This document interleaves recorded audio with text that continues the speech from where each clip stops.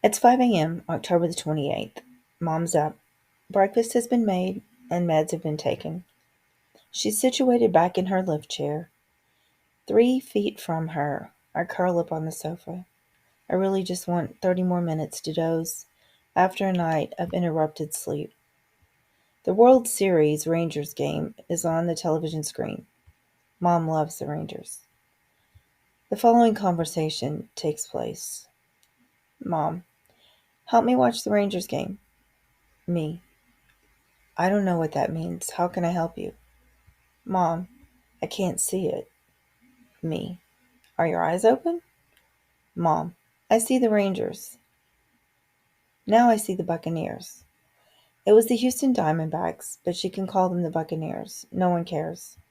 Me, that's good. Let's watch the game. A few seconds of silence. Mom, help me watch the game. Me, I don't know how to help you. What do you need? Mom, you're doing me just like Tranisha does. Side note, Tranisha is her caregiver on Monday, Wednesdays, and Fridays while I work.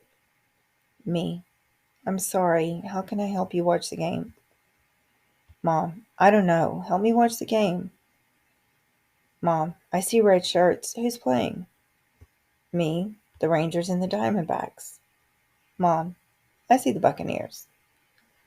A few seconds of silence. Mom, help me watch the game. Me, I still don't know what that means, Mom. Mom, I don't either, but help me watch the game. This conversation, regardless of attempts at distractions, etc., is on repeat, repeat, repeat.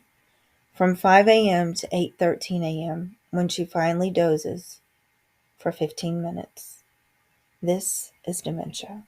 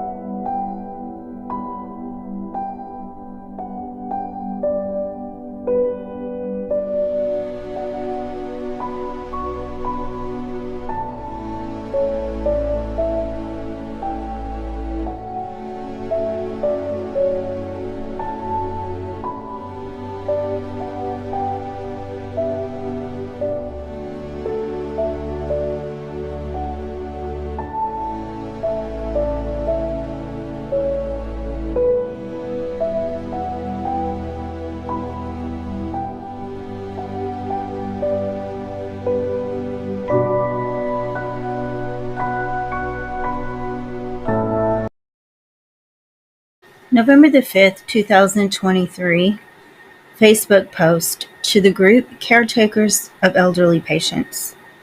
Quote, my mother asked me to help her get up from her lift chair, wheelchair, kitchen chair 100 times today. She cannot stand long. She can barely walk, even with assistance. She immediately wants to sit back down, and she looks terrified while it's all transpiring. Yet, every 5 minutes, all day long, it has been the same request. Help me get up. Except when she's eating and when she's napped for about an hour. Any ideas? I know it's restlessness. It often happens in the evening, but this has literally been all, side note, all caps, all day. In fact, it's 5 p.m. and she's yelling, can I get up, as I am typing this. All caps, help, exclamation point, exclamation point, exclamation point. 19 comments from members of the group. Jerry Earl, quote, how about a fidget blanket? There's someone in this group that makes them and sells them. My reply, ooh, I like that. Quote, from Janae Lask-Burtis, there's nothing wrong with saying, okay, tell me everything you feel you need so we can do it now because I'm going to be busy for the next hour and won't be able to help you up. When I have patients at work that are hitting the call button every 15 minutes, this is what we have to do. It isn't blowing them off, it's just kind of setting a boundary. My reply, quote, I tried that. She was climbing out of the recliner and fell off the end of it. She's in bed now with rails on it. I've had to pick her up twice today with the gait belt for purposefully sliding out of her chair. Janae Leask-Burtis, sad face emoji. CJ Landry, quote, ugh, I'm sure you've tried all the routine distractions and she can't sit still. No answers, just a long distance hug. Wendy Davidson, quote, hugs. Yearly, over 15.7 million caregivers in the USA, according to the AARP, take 24-hour responsibility for their loved ones at home and often do so without the help of family or friends or the medical community. Research confirms that this labor of love generally falls to one family member and leads to a host of emotional and physical problems. Donna Shemp of the Family Caregiver Alliance penned the article, The Emotional Side of Caregiving, and warns that, quote, not paying attention to your feelings can lead to poor sleep, illness, trouble coping, stress eating, substance abuse, and more. Much has been written and discussed about the solutions for caregivers.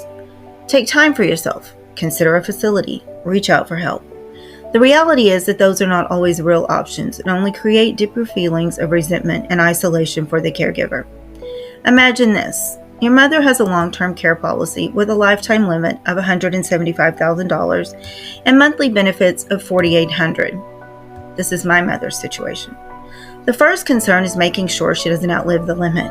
The second reality is that rarely can one find a facility that offers the care you want a relative to have for that monthly limit. Who pays the balance then? Beyond that, in-home caregivers can be hired for $18 to $25 an hour. Again, there's the financial concern.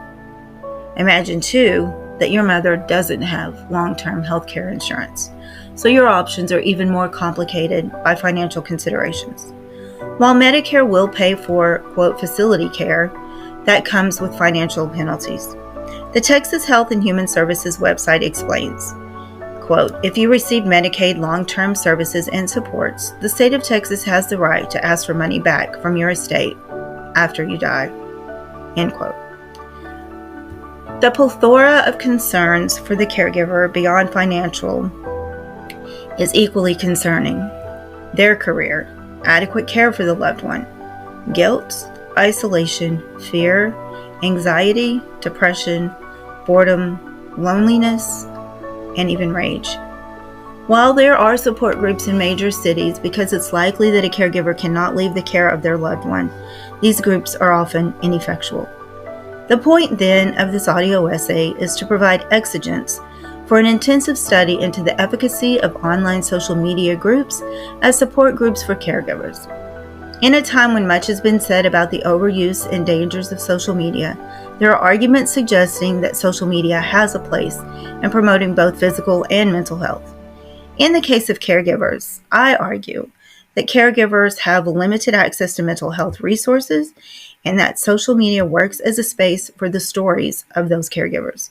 The voices that aren't often heard, the voices that counter the idea that hospice, Medicare, Medicaid, assisted living, family, etc., assist and alleviate the burden of caregiving for the aged.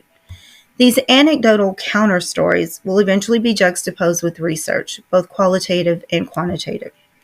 I will argue that while the origin of counter story is in race, this theory can be applied to ageism because there is also social, political, and cultural resistance to the aged in this country.